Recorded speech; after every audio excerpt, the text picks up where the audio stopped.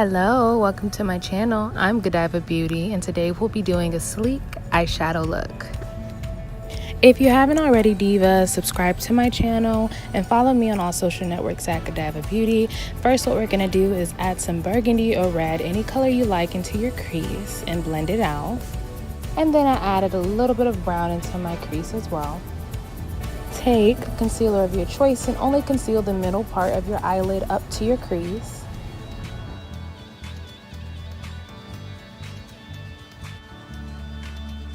Add your eyeshadow to the middle part of your eyelid. I used light pink. Clean up each side with some black or brown eyeshadow. Add a little bit of highlight underneath your brow. And we're all done, ladies.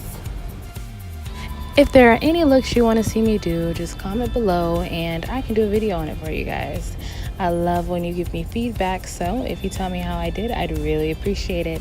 Just a little reminder, guys, I'm on all social networks, Facebook, Instagram, and YouTube at Godieva Beauty. That's Godieva and then Beauty.